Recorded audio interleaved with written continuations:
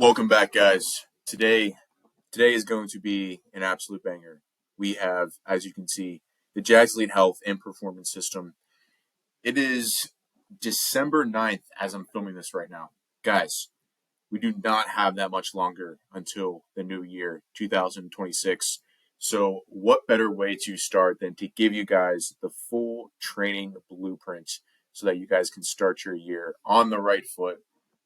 Today we have the JACKEDLETE Health and Performance System. Jacked, athletic, anti-fragile. You can see here, this is you, and then this is you. Less than 12% body fat, 10 pounds of lean muscle, VO2 maxing, sprint maxing, full mobility, explosive. All the things that we want in the JACKEDLETE Health and Performance System. This is how you're supposed to train. This is how you need to train if you want not only the aesthetics, but also the performance and the movement to match it. So without further ado, let me introduce part one of the JACKEDLETE training. The focus is strength, speed, power, mobility, and VO2 max. Motion with muscle is what I like to say. You got to have motion, but you also got to have muscle too. Combining those two things, you can get some pretty crazy results. This is me sprinting here, just doing a little bit of sprint maxing. Excuse me. But yeah, let's get right into it.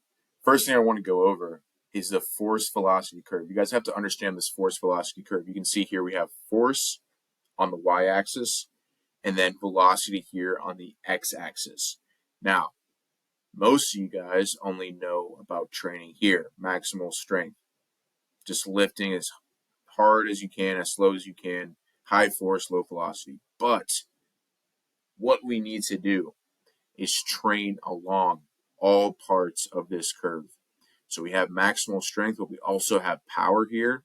And then we also have speed, with power being a blend of these two, with speed being the highest velocity, lowest amounts of force, because if you want to get down into the details, your muscles don't form enough cross bridges to produce as much force whenever they're contracting at high velocities. But we still want to train along all parts of this curve because that is what's going to allow us to have peak performance and peak results as far as aesthetics go. Now, of course, we need to cover our bases first. And when that starts with the weight training, strength, and power. Almost everything that you do in the weight room is going to be related to strength, whether that's strength in end ranges, whether that's strength isometrically, contracting at high velocities. It all starts with strength. Now, let me remove this. The strength focus that we are going to be focusing on in this system are going to be our compound movements, okay? These activate the most amount of muscle groups. You get the biggest bang for your buck and the biggest amount of systemic strength from these movements. Foundational movement patterns that we need to include in this system: squat, hinge, lunge, rotate, press, pull. These are all things, foundational movement patterns that are in the JACKEDLETE training system.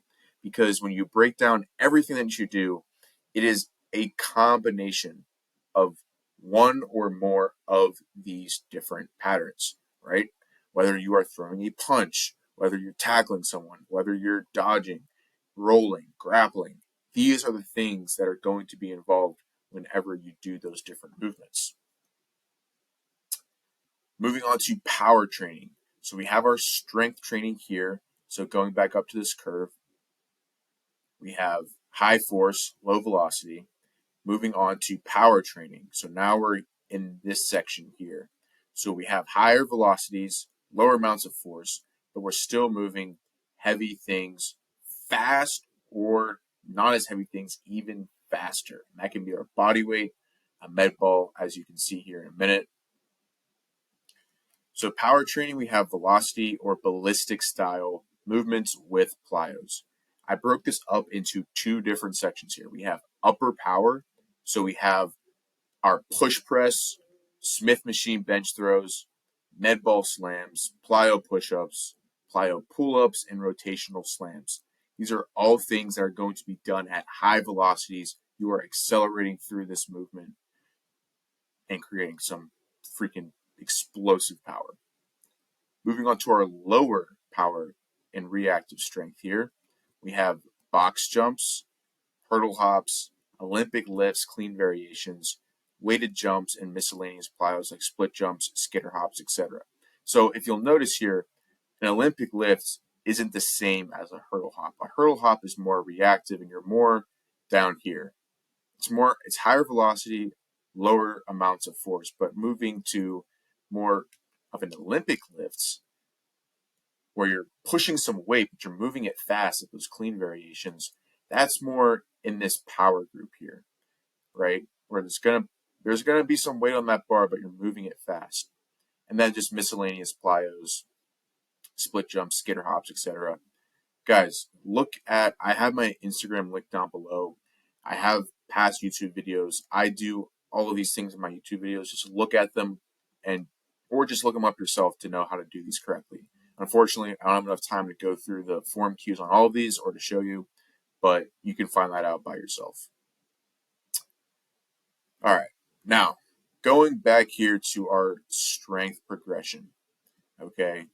I want to give you guys, because there's a lot of ways you can do it. There's a lot of ways to linear periodization, undulating, concurrent, right? There's a lot of ways that you can go about progressing and programming your strength. Now, to keep it very, very simple for you, I want to just give you a set and rep progression that you can take to pretty much any lift, compound lift that you want, and make progress with it, rinse and repeat it, end on end, and continue making progress. So it starts out, you can see here, 6 reps, 10 reps, and the sets and reps are going to be 3 by 6 to 10. Probably should have put that there, 3 by 6 to 10, but the sets and reps are 3 by 6 to 10. And you can see here, you want to pick a weight that you can get 3 by 6 with, and I don't want you leaving anything more than like 2 should be the max, okay? If you're leaving anything more than 2 in the tank, you're just not pushing hard enough. I'm sorry. 1 is like a sweet spot, especially like with squats. You don't want to go to failure necessarily, but you want to be that last, on your top set, you want to be grinding for that last rep. So 3 by 6 with a weight that makes you get that sort of feeling. Now, week over week, what I want you to do is to fill up these bars. I want you to fill these up until you can get to 3 by 10. And once you can get to 3 by 10, that is your litmus test of, okay, now I have earned the right to increase the load and start all the way back here again. And then we just rinse and repeat, continue to make progress, because it's a whole lot easier to measure your progressive overload with an additional rep compared to additional weight, because whenever you add weight, sometimes you won't be able to get the same amount of reps. So then it's like, okay, did I really get stronger, or was I just kind of ego lifting and dropping the amount of reps or the total volume? So this is a no BS way to know if you're making progress, and you will make progress provided that you are fueling your body right and doing the proper recovery steps. Now, for the accessory, or I like to call it pump work, just getting a pump or machine work, whatever it may be, right? Unscientific, of course. 2 sets taken to failure is what I recommend here, especially if you're doing a machine or, single arm movement, isolation movement. 2 sets taken to failure is what I like to prescribe here. 2 by 8 to 12, follow the same progression as strength. So go to failure. Let's say you get 2 by 9, 2 by 8. Use that same amount of weight until you can get, 2 by 12, 2 by 11, and then rinse and repeat again, adding load, continuing up that rep scheme, and making gains, because that is what we're here for. A larger muscle is a stronger muscle. Hypertrophy isn't everything, but it's definitely a big part, right? We want to have nice freaking muscles, be strong, be explosive. So here is the gym session flow that I'm going to give you guys. Guys, this is easily one of my best videos, so please lock in here. Gym session flow, 45 minutes to an hour. It does not take 2 to 3 hours in the gym. If you're spending 2 to 3 hours in the gym, you're doing something wrong, or you're just being inefficient, or you're talking to the old guy who's been there for 60 years, or you're taking mirror selfies in the gym. Just go, lock in, stop scrolling on your phone, 45 minutes to an hour, get in, get out. That's how we do it over here. First thing we're going to do after your warm up, power and plyos. So power and plyos, waking up the nervous system. PAP benefits as well, post-activation potentiation. Basically, it excites the muscle fibers, makes it more sensitive to calcium release. Very technical there, but just know that's what will allow you to lift harder with your compound lifts. Make sure that these things line up. Like, don't do a plyo push-up and then go into a bench press. Box jump, hurdle hop. In fact, I even made a template for you guys here in a little bit that I'll show you. But yeah, don't make them unrelated, make them related. And then we go into compound lifts, so just systemic strength, improved motor unit recruitment, rate coding, all those different things, as well as I don't know why people think that compound lifts just aren't effective for hypertrophy, but they most certainly are. I don't know where that myth came from, but yeah, if you're getting stronger, you're also having some sort of hypertrophic benefits as well. Additionally, accessory and pump work, so just helping to bring up the weak points here, machines, isolation movements. Unilateral can kind of go in here too, although if it's like a lunge or something, I would put in a compound lift, kind of a blend of those two. And then stretching and mobility as well. So just capture further mobility. Listen, JACKEDLETEs, we lift full range of motion, right? Full range of motion with our compound lifts, although I understand sometimes whenever you are going for like a squat, it's a little hard to go ass to grass all the time. And especially if you're pushing weight, you might only get to parallel and come up. That's fine. But we also want to have that layer of security with our mobility by doing some stretching and mobility at the end. And I'll talk about this later in the video as well. Okay, now that we've talked about all of that, I will give you guys a lower full workout.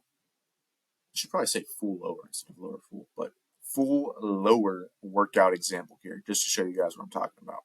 So you can see here, same thing, power and plyos. We're going to start off with box jumps 4x3. Also, that's just coming from, I want to talk about this right here. So power and plyos, lower reps, higher sets, because we want to ensure that we're fresh every single time, but they're not as demanding on our CNS as like pure strength work. So we're able to do more sets of them. Don't know what this is. Get this out of there. But that's my caveat there. So we have box jumps 4x3, and then we see clean variations here 4x3 as well. So if we're going to do a clean variation, or we're doing some pure power work, right? This is more speed, reactive, and then this is more pure power work. Up here. If we're doing this, I would recommend taking one of these out. So we have 3 different compound lifts. This is a unilateral lift. The other 2 are bilateral. I would take out one of these big compound lifts here if we are doing some sort of clean variation or some heavy power work, okay? That's just because if you're doing clean variations and squats and RDLs and dumbbell Bulgarian split squats, it's just a lot. It's a lot of fatigue. It's just a lot of time too. And we only have so much time in the gym. So if we're doing this, I would take out one of these for sure. Maybe even 2 if you only have time to hit like a pure power day, depending on your goals, right? If your goals are more so just power, you've already ran a strength block, maybe just get 2 of these out of there, do one on one day and then one on the other day as well. But moving into accessory and pump, leg extensions, your hamstring curls, your calf raises, things like that, 2 times of failure goes without saying. Very straightforward, very standard. You can see nothing really crazy about this. There's no super like crazy movements or anything. Now we get to the mobility part. We can try our splits, our pancake, our pigeon stretch, and I'll talk about mobility here in a bit. But we want to lock in some of that mobility explore some of those end ranges of motion that we might not have gotten all the way up here. Yeah. And we're moving into an full upper body example as well. Guys, I'm giving you all the sauce, man. I'm giving you all the sauce. Leave a like, leave a comment. Let me know what you guys want to see next. And I was going to say something else, but whatever. Okay. Full upper workout example. Power and plyos, you can see here, following the same setup. Med ball rotational throws 4x3 each. Sets are higher, reps are lower. Getting some rotation in there as well. I love to do rotational power exercises, especially, whether you're throwing a baseball, whether you're throwing a punch. A lot of your movement foundational patterns revolve around rotation. So it's good to program that in. Same thing here. So we have a push press 4x3, clean variations 4x3. This is more power work. Same thing goes that I would say with the leg day, although you can have a little more leeway. I've found personally with upper body, you know, these things aren't as systemically taxing as a heavy squat compared to a heavy bench press. That's just my personal anecdotal experience. So you might be able to get away with doing 3 of these, probably can. But if something had to go, like for instance, a push press and some overhead press variation, maybe just take that out, sub it out for, include it in your accessory and pump, whether it's a lateral raise, etc.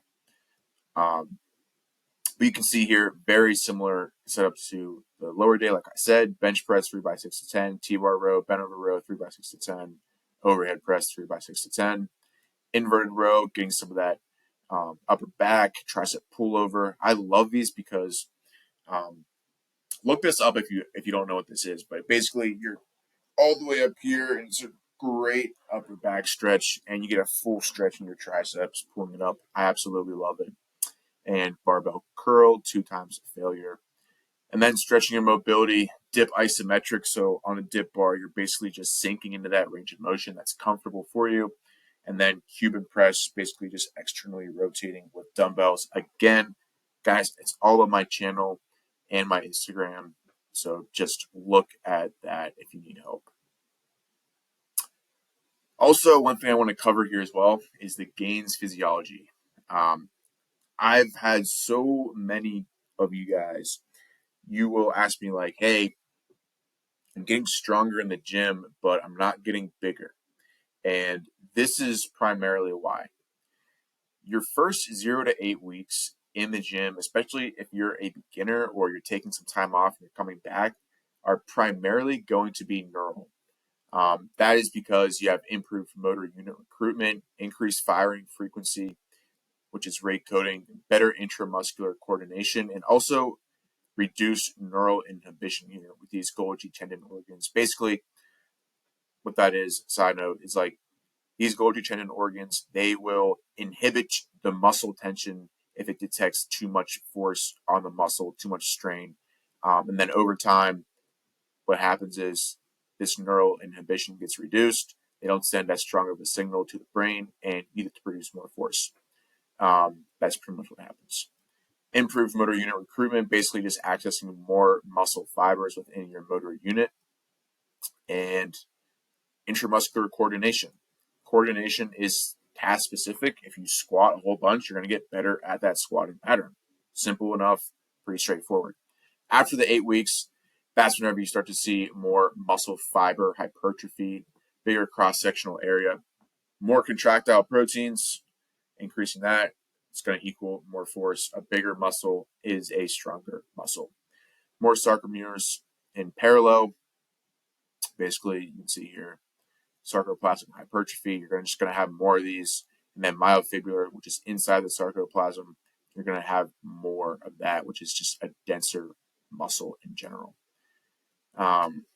That's just a little side note there because I had a lot of questions on that. A lot of people asking me. But yeah. Moving on. What are we on here?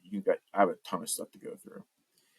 The truth about mobility training. One thing about that, like I said, guys, it's just strength training. Everything is strength training to a certain degree.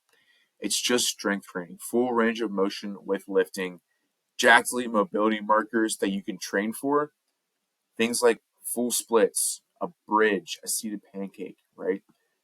The more accessible range of motion that you have, the more of your ability to produce force, to have fluid motion, all those different things. You can see here, if you guys have ever seen those clips of Conor McGregor where he was just locked in, right? He was doing a lot of these different drills. I mean, me personally, my critique of his training was that he didn't include enough strength training, but he definitely did include a lot of mobility training, and it shows whenever he fights, whenever he did fight, and practicing his sport. How to train for mobility? Very simple here, guys. You lengthen. So this is a picture. I literally did this today. I filmed this today after I did my main lift. Excuse me. I did my main lift, and then I just filmed myself doing the splits here. And it's very simple. You lengthen the muscle. So right now I'm lengthening my hamstrings and my hip flexor here on the backside. Tension. So right now I'm actually squeezing. I'm trying to push my heel into the ground, and I'm squeezing my hamstring right now. Okay. And then once you have tension here, you can see I'm holding on to these dowels, these PVC pipes. Once I have tension, I'm taking some pressure off. I'm actually releasing some of this pressure here so that there's more weight going downwards onto my hips and my hamstrings. And then relax. So then once you load it, relax a little bit. And relax just means you're not actively driving in, and then repeat. Go further down, tense, load, relax, repeat. And this can be done too. Once I progress out of this body weight, I can remove the dowels and then start adding load here. That's how you do it, right?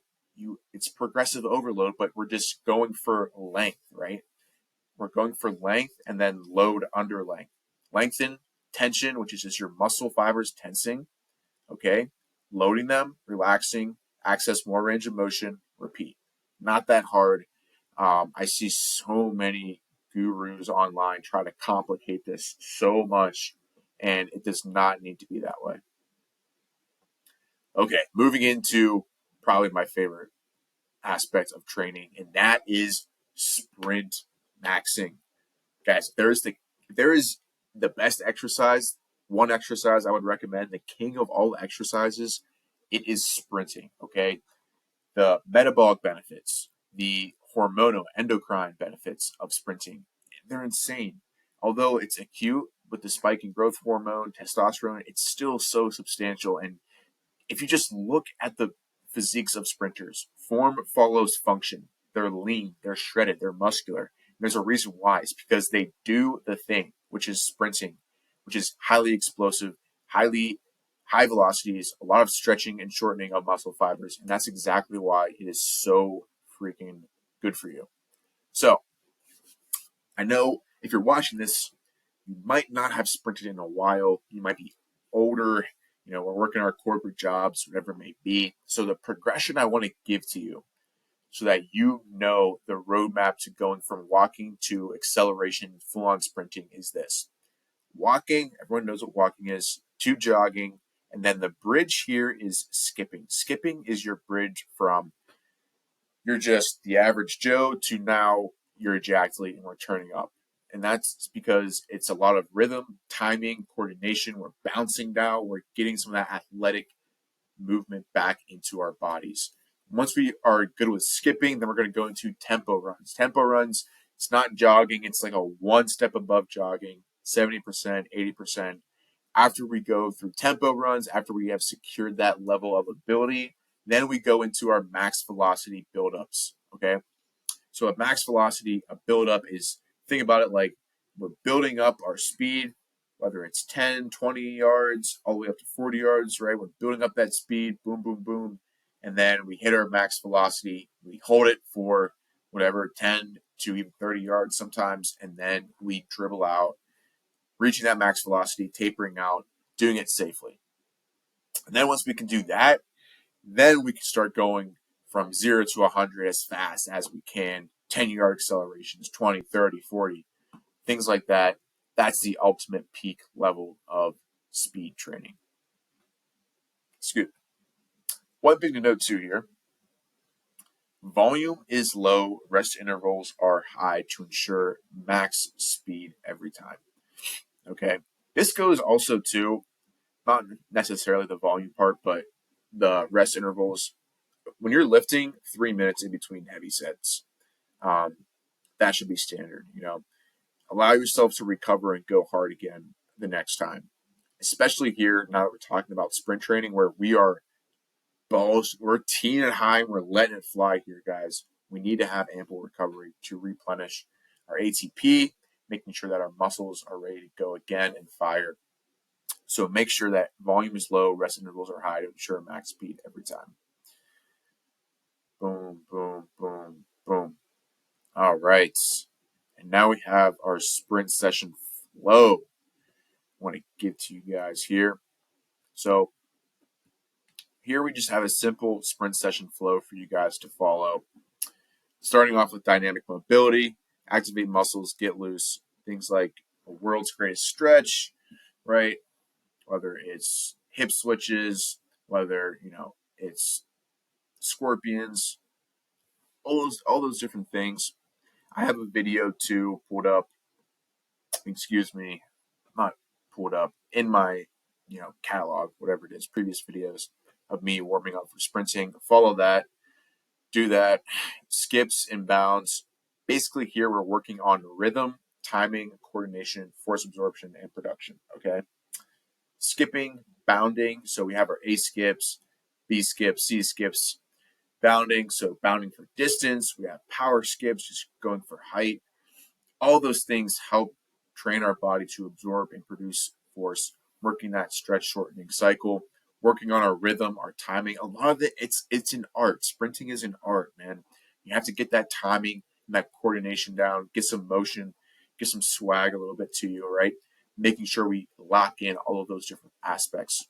And then once we do, we have earned the right, now that our body is activated, it's warmed up, we have our rhythm and timing down and our coordination, we earn the right to go and sprint. Okay. Now, sprint work, this is your main block. I break this up into three main different categories of sprinting. We have our max velocity, which is, like I talked about, your buildups, your acceleration, which is acceleration. That's what it is. So you're going from 0 to 100 as fast as you can within a given set distance, and then COD, which is change of direction. Think about your 5-10-5, your curved sprints. So like you're running in a curve, it's not a direct straight line. Things of that nature are your change of direction drills. Now, I would pick one to focus on within each sprint session. So don't try to, you can combine these. I don't recommend it, but if you're pressed for time, you can definitely join, I would say, the max velocity acceleration. Change of direction too, I guess you can throw in there if you want, but the way I do this, the way JACKEDLETE training system is set up, max velocity on one day, acceleration on one day, and then the change of direction will actually be with the acceleration as well. And then stretching, mobility, clear the lactate, reduce stiffness the next day. That goes without saying. Unfortunately, I don't have enough time to go into the exact max velocity session, the acceleration session, change of direction session. Let me know if you guys want to see that video next, and I'll make it for you. Okay. So we've covered our weight training, strength and power. We've covered mobility. We've covered sprint maxing. Now we have to cover our cardiorespiratory fitness. Cannot forget about this key aspect of your training. With our VO2 max training, excuse me, gosh. With our VO2 max training, we want to save our legs. So we've already been sprinting throughout the week. We want to get off our legs with our VO2 max training just to manage your fatigue and save yourself from getting chewed up. So you can see here we got Conor McGregor on the bike, and that's exactly what we are going to do. So the best method for this is the Norwegian 4x4 method on a stationary bike or an assault bike, okay? How this works is it's 4 minutes on with 90 to 95% of your max heart rate, 3 minutes off at 60 to 70% of your max heart rate. Repeat this 4 times, guys. This is brutal. This is absolutely brutal. I did this today. And the first one, it's like, okay, this is hard. I can do this. Second one, you're like, whoa. Third one, you're like, dude. And then the fourth one is just purely how much heart, how much grit you got. And then after, you feel like $1,000,000. But repeat this 4 times. I warm up for like 5 minutes, do this, cool down for like 3 minutes. Intensity. So how this should feel, I know some of you guys, I don't wear any Whoop watches or anything like that to track my heart rate. I'm just not a big fan of them. But how you can think about this, how you know that you're in the right zones here. First 1 to 2 minutes of the on should feel comfortably hard. Minutes 3 through 4 are like, I can hold this pace, but only because I know the interval ends soon.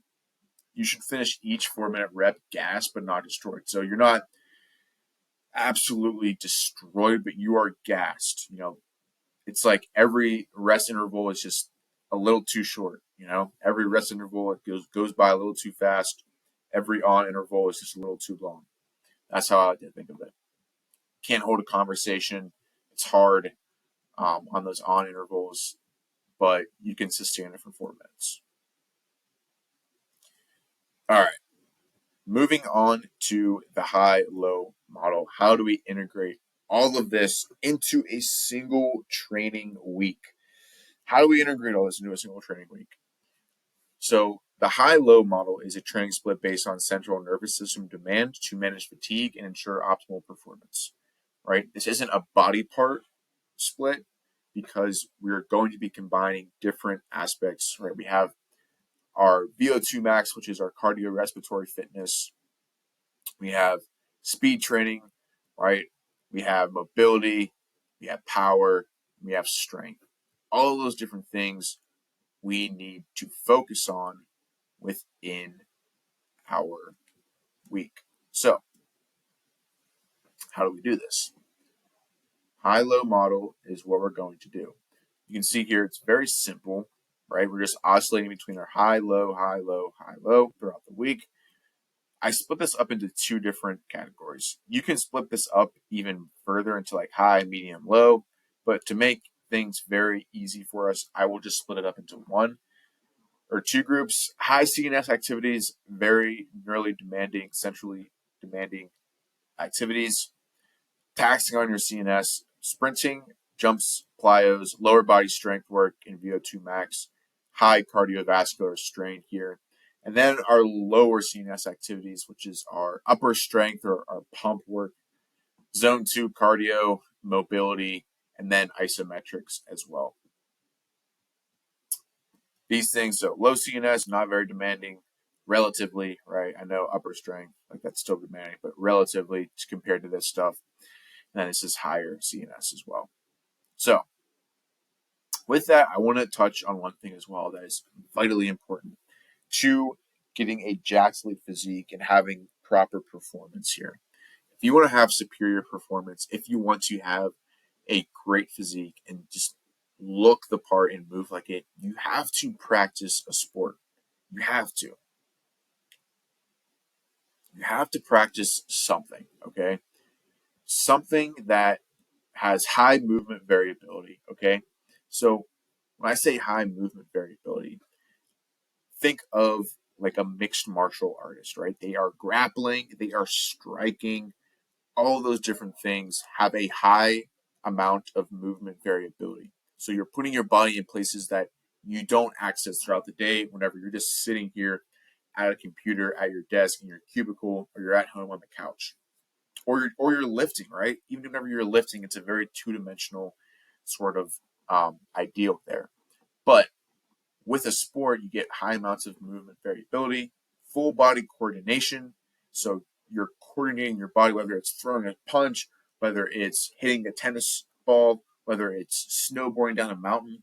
You're teaching your body to be coordinated with itself. And there also has to be some sort of technical component, right? And this kind of coincides with the master the art, right? You have to have a sport that there is an art to it. And all sports do have an art to it to some extent. Master that art, master the technical component of it. Because once you do that, your body, with the high movement variability, I can't put it into words exactly, just the amount of benefit that you get from flowing and moving well within your sport. And then that carries over into other things too. I recommend you play as many sports as you possibly can. Don't even, I mean, I pick here like mixed martial arts would probably be your best bet for your one-stop shop, but don't be afraid to go and try multiple different sports. Be, you know, multifaceted with that. Mixed martial arts, I guess, would be multiple sports in one, which is uh, the ultimate sport, if you will. And then the last thing is competitiveness. You have to be competitive within this sport. We go throughout our lives, we're at, whether it's work, school, back home, we don't have the opportunity to really be competitive. And especially as men, as a vital aspect of our lives. It promotes bonding. It even has neurological and hormonal effects on us. And it's very important that you have some sort of competitive outlet, having that third place between work, home, something else, right? Whether it's the gym, whether it's a boxing gym, MMA gym, your snowboarding, if it's a winter season, whatever it is, have some sort of outlet that you can do outside of work and school. And yeah, that should be very self-explanatory. That goes without saying. Excuse me. Now, let me introduce here sample week of training. Like I said, guys, I'm on a freaking roll. I'm sorry. I gotta stop gassing myself up. Sample week of training. This is just one way that you can split this up. Please know your main goal right here is to fit things into high, low, if you can. It's not the end of the world if you have 2 high days and then a low day. Just know you're just going to be building up more fatigue than if you did high, low. But you can do, this is just one way to do it. So Monday, you practice your sport, lower power and strength. That's a high day. Low day, upper power and strength. High day, practice sport, sprinting. Thursday, upper strength and hypertrophy, zone 2 run. That's a low day. Friday, practice sport, lower power and strength. High day. Saturday, VO2 max conditioning, practice sport. This is also a high day too. So we're ending the week off 2 high days. JACKEDLETE checklist here. This is the final thing that I will leave you guys with. Things that you need to incorporate in your training. Things that the JACKEDLETE checklist needs to check off here. Strength train 2 to 3 times per week, guys. That should go without saying. Full body lifts, upper, lower. Strength train 2 to 3 times a week.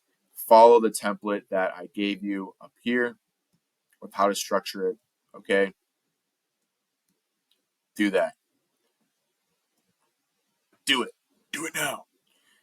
Field work / VO2 2 to 3 times a week.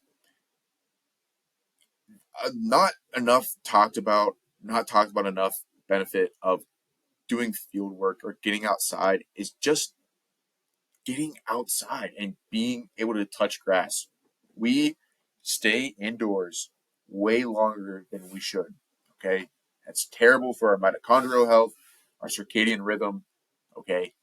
Get outside, touch grass, breathe some fresh air. Trust me, you will feel a lot better, you'll look a lot better, and you will perform a lot better. So get outside, touching grass, working on a mix of speed and VO2 max work. I would also throw in just some like zone 2 if you're really set, if you're more endurance focused, mixing in some zone 2 cardio in there as well. And then just practice your sport 3 to 4 times a week because of all these different benefits like I talked about here. It's just a vital aspect of a JACKEDLETE physique and the JACKEDLETE training protocol. So with all of that, guys, this covers our full training system screenshot stuff, guys. Look stuff up. This is the exact blueprint. This is part 1 of the JACKEDLETE training. Part 2, we will talk about nutrition. Let me know what you guys think. Let me know if you guys want me to drop that video soon. And I will see you in the next one. Peace.